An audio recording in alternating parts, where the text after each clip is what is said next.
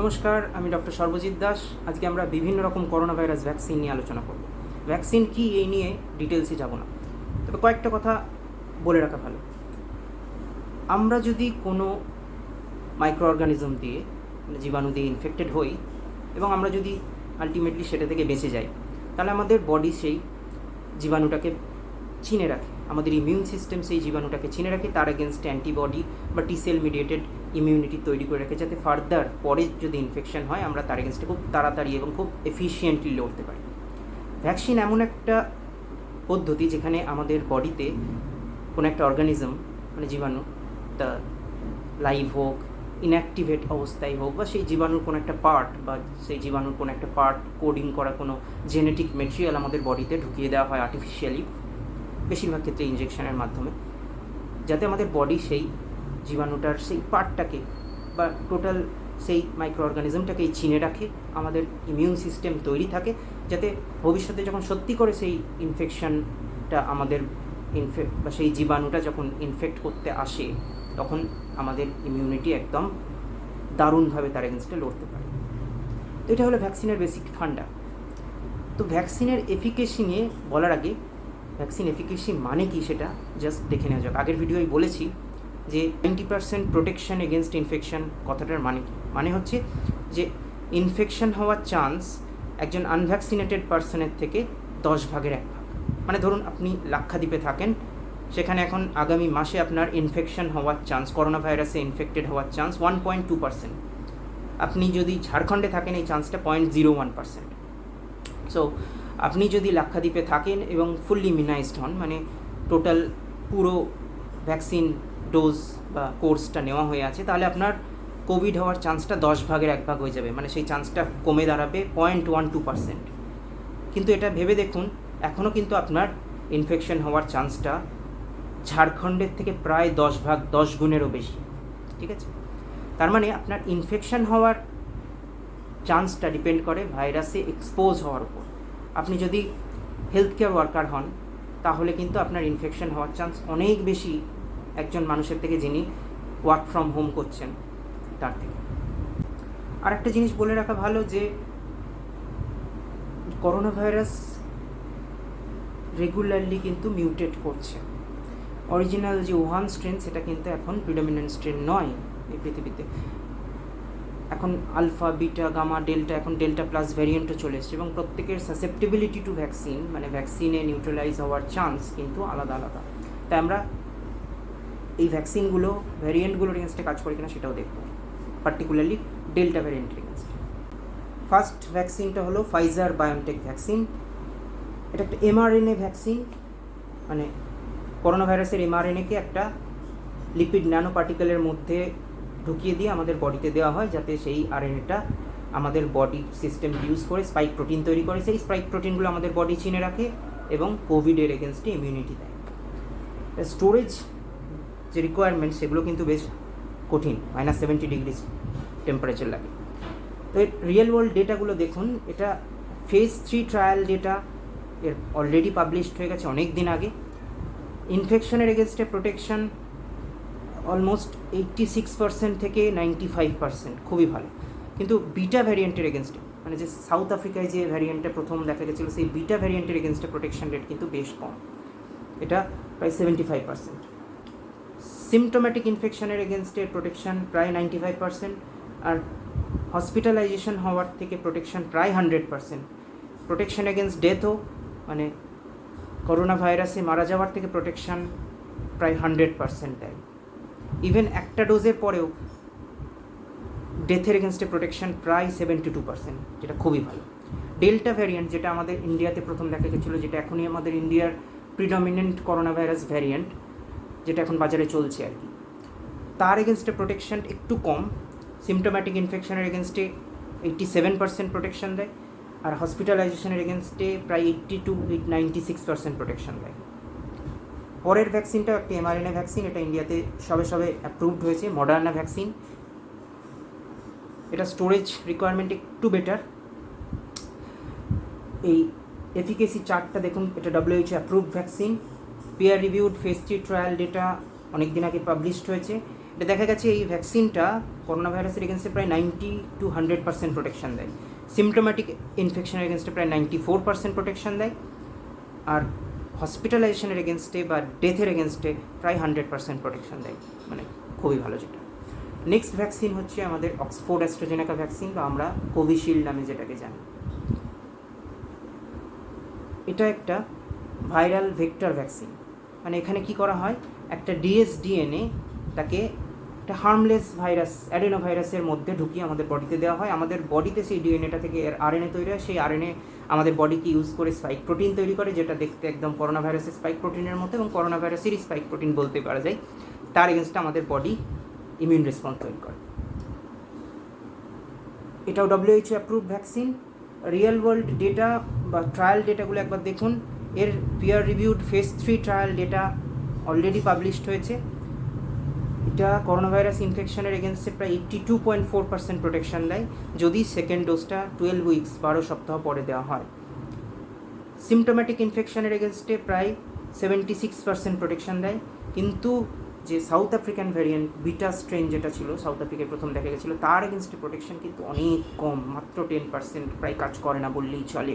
Thankfully সেটা ইন্ডিয়ার predominant strain নয়। সিভিয়ার ইনফেকশন বা হসপিটালাইজেশনের এগেনস্টে প্রায় 100% প্রোটেকশন দেয়। ডেথের এগেনস্টেও প্রায় 100% প্রোটেকশন দেয়। এবার যে ডেল্টা ভ্যারিয়েন্ট, যেটা আমাদের খুব কাজের জিনিস, কারণ ডেল্টা ভ্যারিয়েন্টই চলছে বাজারে, তার এগেনস্টে প্রোটেকশনটা দেখা যায়। তার এগেনস্টে যে রিয়েল ওয়ার্ল্ড স্টাডিগুলো হয়েছে, সেখানে দেখা গেছে প্রায় 60% প্রোটেকশন ইনফেকশনের এগেনস্টে বা সিমটোম্যাটিক ইনফেকশনের এগেনস্টে। কিন্তু হসপিটালাইজেশনের এগেনস্টে কিন্তু প্রায় 92% প্রোটেকশন, মানে খুব ভালো প্রোটেকশন দেয়। পরের ভ্যাকসিনটা হচ্ছে জনসন অ্যান্ড জনসন ভ্যাকসিন বা জ্যানসেন ভ্যাকসিন। এটাও একটা ভাইরাল ভেক্টর ভ্যাকসিন। এটাও WHO অ্যাপ্রুভ ভ্যাকসিন। এটা মাত্র একটা ডোজ দিলেই চলে। এই ভ্যাকসিনের রেজাল্টও ফেজ 3 ট্রায়াল ডেটাও কিন্তু পাবলিশড হয়ে গেছে। এটা দেখা গেছে সিমটোম্যাটিক ইনফেকশনের এগেনস্টে প্রায় 66-72% এফেক্টিভ। কিন্তু বিটা ভ্যারিয়েন্টের এগেনস্টে এটা বেশ কম এফেক্টিভ, 64%। সিভিয়ার ইনফেকশন থেকে প্রায় 85% প্রোটেকশন দেয়, এবং ডেথের এগেনস্টে প্রায় 100% প্রোটেকশন দেয়, যেটা খুব ইম্পর্টেন্ট। ডেল্টা ভ্যারিয়েন্টের এগেনস্টে খুব একটা ডেটা নেই। পরের ভ্যাকসিনটা হচ্ছে গ্যামেলিয়ার তৈরি স্পুটনিক ভি। এটা আমাদের ইন্ডিয়াতে অ্যাপ্রুভড। এটা এখনও WHO অ্যাপ্রুভাল পায়নি। এর ফেজ 3 ইন্টারিম ডেটা, পুরো ডেটা পাবলিশড হয়নি, ইন্টারিম ডেটা পাবলিশড হয়েছে। তাতে দেখা গেছে প্রোটেকশন এগেনস্ট ইনফেকশন প্রায় 91.6% এবং প্রোটেকশন এগেনস্ট সিভিয়ার ইনফেকশন প্রায় 100%। ডেল্টা ভ্যারিয়েন্টের এগেনস্টে এর কোনো ট্রায়াল নেই, কিন্তু এই ভাইরাস এই ভ্যাকসিনে ইনফেক্টেড পার্সনদের যে সেরাম বা অ্যান্টিবডি, সেই অ্যান্টিবডি কিন্তু ডেল্টা ভ্যারিয়েন্টকে নিউট্রালাইজ করতে পারে বলে এনারা দাবি করেছেন। পরের ভ্যাকসিনটা ক্যানসাইনো বায়োর তৈরি কনভিডেসিয়া। এটা একটা ভাইরাল ভেক্টর ভ্যাকসিন। এ ব্যাপারে আমরা ডিটেলসে যাবো না, কারণ এর ফেজ 3 ট্রায়াল ডেটা এখনও পাবলিশড হয়নি। সিমটোম্যাটিক ইনফেকশনের এগেনস্টে প্রায় 65% প্রোটেকশন দেয়, যেটা বেশ কম। হসপিটালাইজেশন এবং সিভিয়ার ইনফেকশন এগেনস্টে প্রায় 90% প্রোটেকশন দেয় বলে দাবি করা হয়েছে। পরের ভ্যাকসিনটা খুব ইম্পর্টেন্ট, খুব ইন্টারেস্টিং ভ্যাকসিন। এটা হচ্ছে নোভাভ্যাক্স। একটা সম্পূর্ণ অন্যরকম টেকনোলজি, সাব ইউনিট ভ্যাকসিন। এখানে একটা ন্যানো পার্টিকেলের চারপাশে প্রচুর সিনথেটিক স্পাইক প্রোটিন কোটিং করে দেওয়া হয়। বডিতে যখন এই ন্যানো পার্টিকেলগুলো ইনজেক্ট করা হয়, তখন সেই স্পাইক প্রোটিনগুলো বডিতে ঢুকে যায়। আমাদের বডি সেই স্পাইক প্রোটিন এগেনস্টে ইমিউন রেসপন্স তৈরি করে। ডেটাগুলো দেখা যাক। এটা থার্ড ফেজের, মানে ফেজ 3 এর ফুল ডেটা এখনও পাবলিশড হয়নি। ইন্টারিম ডেটা পাবলিশড হয়েছে, যাতে দেখা গেছে এটা প্রায় 90.4 থেকে 96% এফেক্টিভ ইনফেকশনের এগেনস্টে। সিমটোম্যাটিক ইনফেকশনের এগেনস্টে প্রায় 90% প্রোটেকশন দেয়। কিন্তু আবার বলছি, বিটা ভ্যারিয়েন্ট, যেটা স্ট্রিকি ভ্যারিয়েন্ট, তার এগেনস্টে কিন্তু বেশ কম প্রোটেকশন দেয়, 48.6%, মানে 50%-এরও কম প্রোটেকশন দেয়। কিন্তু অল ওভার সিভিয়ার ইনফেকশন বা ডেথের এগেনস্টে, করোনা ভাইরাসের ডেথের এগেনস্টে কিন্তু প্রায় 100% প্রোটেকশন দেয় নোভাভ্যাক্স। পরের ভ্যাকসিনটা হলো সাইনোফার্মের তৈরি BBIBP-CoV। এটা একটা চাইনা মেড ভ্যাকসিন। এটা কিন্তু ইনঅ্যাক্টিভেটেড ভাইরাস ভ্যাকসিন। মানে এক্ষেত্রে কী হয়, SARS-CoV-2কে কেমিক্যালি ইনঅ্যাক্টিভেট করে বডিতে ঢুকিয়ে দেওয়া হয়। এক্ষেত্রে এই ভাইরাসটা কিন্তু শরীরে রেপ্লিকেট করতে পারে না, ক্ষতি করতে পারে না, কিন্তু এর প্রোটিনগুলো ইনট্যাক্ট থাকে, যেগুলো চিনে ফেলে আমাদের বডি এবং তার এগেনস্টে ইমিউনিটি তৈরি করে। এর ডেটাগুলো এখনও ফেজ 3 ট্রায়াল ডেটা পাবলিশড হয়নি কোনো পিয়ার রিভিউড জার্নালে। প্রোটেকশন ডেটা যেগুলো দেখাচ্ছে 78-90% প্রোটেকশন দেয় করোনা ভাইরাস ইনফেকশনের এগেনস্টে। পরের ভ্যাকসিন হচ্ছে সাইনোভ্যাক, এর তৈরি করোনাভ্যাক, এটা একটা ইনঅ্যাক্টিভেটেড ভাইরাস ভ্যাকসিন। এর ডেটা ফেজ 3 ট্রায়ালের ডেটা কিন্তু পাবলিশড হয়নি, কিন্তু এটাও WHO অ্যাপ্রুভড।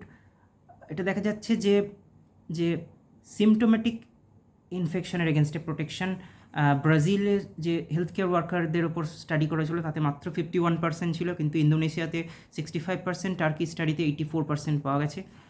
সিভিয়ার ইনফেকশনের এগেনস্টে প্রোটেকশন কিন্তু ব্রাজিল বা টার্কি স্টাডিতে অলমোস্ট 100%, ইন্দোনেশিয়া স্টাডিতে 95%, চিলি স্টাডিতে প্রায় 85%। ইন্টারেস্টিংলি প্রোটেকশন এগেনস্ট ডেথ যে চিলি স্টাডিতে বলা হয়েছিল তাতে কিন্তু মাত্র 80%। এটা একটু ট্রিকি ব্যাপার যে চিলি স্টাডিতে হয়তো কিছু মানুষ হসপিটালে ভর্তি হওয়ার আগেই মারা গিয়েছিলেন হয়তো, কিন্তু ডেল্টা ভ্যারিয়েন্টের এগেনস্টে প্রোটেকশনের ব্যাপারে কোনো ডেটা এখনও পর্যন্ত নেই। পরের ভ্যাকসিনটা হচ্ছে লাস্ট ভ্যাকসিন, যেটা আমাদের ভারত বায়োটেকের তৈরি কোভ্যাক্সিন। এটা আমাদের ইন্ডিয়াতে অ্যাপ্রুভড, কিন্তু এখনও WHO অ্যাপ্রুভাল পায়নি, কারণ এর ফেজ 3 ট্রায়াল ডেটা এখনও পর্যন্ত কোনো পিয়ার রিভিউড জার্নালে পাবলিশড হয়নি। এর ফেজ 3 ট্রায়ালের ডেটা ইন্ডিয়ান গভর্নমেন্টকে দেওয়া হয়েছে, তারা অ্যানালিসিস করছেন। তাতে দেখা গেছে ইনফেকশনের এগেনস্টে প্রোটেকশন প্রায় 77.8%। এখনও পর্যন্ত সিভিয়ার ইনফেকশন, হসপিটালাইজেশন বা ডেথের এগেনস্টে এর প্রোটেকশন কিন্তু ফেজ 3 ট্রায়ালের কোনো ডেটা এখনও পর্যন্ত আমাদের কাছে নেই। ফেজ 2 ট্রায়ালের কিছু ডেটা আছে, আমরা যেটা এখানে আলোচনা করব না। ডেল্টা ভ্যারিয়েন্টের এগেনস্টে এটা কাজ করে কি না সেই ব্যাপারে রিয়েল ওয়ার্ল্ড স্টাডি এখনও হয়নি, কিন্তু ল্যাবে দেখা গেছে যে এই ভ্যাকসিনে ইনজেক্টেড মানুষদের যে অ্যান্টিবডি তৈরি হচ্ছে সেগুলো কিন্তু ডেল্টা ভ্যারিয়েন্টকেও নিউট্রালাইজ করতে পারে। এবার মাস্টার চার্টটা দেখা যাক। মাস্টার চার্টটা দেখলেই আপনারা বুঝতে পারবেন যে বিভিন্ন ভ্যাকসিনের ইনফেকশন প্রিভেন্ট করার বা সিমটোম্যাটিক ইনফেকশন প্রিভেন্ট করার রেট বা এফিকেসি বিভিন্ন রকম, কিন্তু একটা জিনিস দেখুন যেটা হচ্ছে প্রোটেকশন এগেনস্ট ডেথ, যেটা ম্যাটার করে করোনা ভাইরাসে মারা যাওয়ার থেকে প্রোটেকশন দেওয়া, সেটা কিন্তু অলমোস্ট 100% প্রত্যেকটা ভ্যাকসিনের ক্ষেত্রেই প্রায়। তাহলে এটা বুঝতেই পারছেন, আপনি যদি ফুল কোর্স অফ ভ্যাকসিন, যেটা 2টো ডোজের ভ্যাকসিন, তার 2টো ডোজ আপনি নিয়ে নেন, তার প্রায় 2-3 সপ্তাহ পর থেকে ফুল প্রোটেকশন কাজ করতে শুরু করে, তখন কিন্তু আপনার যদি কোভিড হয়ও তার থেকে মারা যাওয়ার চান্স প্রায় 0। সেই জন্যে ভয় না পেয়ে অবশ্যই যে ভ্যাকসিনই আপনি পাচ্ছেন সেটা নিয়ে নিন। লোকজনকে ইন্সপায়ার করুন ভ্যাকসিন নিতে, গুজবে কান দেবেন না। ভ্যাকসিন নেওয়ার উপকারিতা যেটা আমি বললাম, অলমোস্ট 100% প্রোটেকশন এগেনস্ট ডেথ, সেটা কিন্তু যে সামান্য কিছু সাইড এফেক্ট হওয়ার রিস্ক তার থেকে অনেক অনেক বেশি ইম্পর্ট্যান্ট। সবাই ভ্যাকসিন নিন যখন সময় পাবেন। ভালো থাকবেন। ভিডিওটা ভালো লাগলে লাইক বাটন প্রেস করবেন, চ্যানেলটা সাবস্ক্রাইব করতে পারেন। Thank you.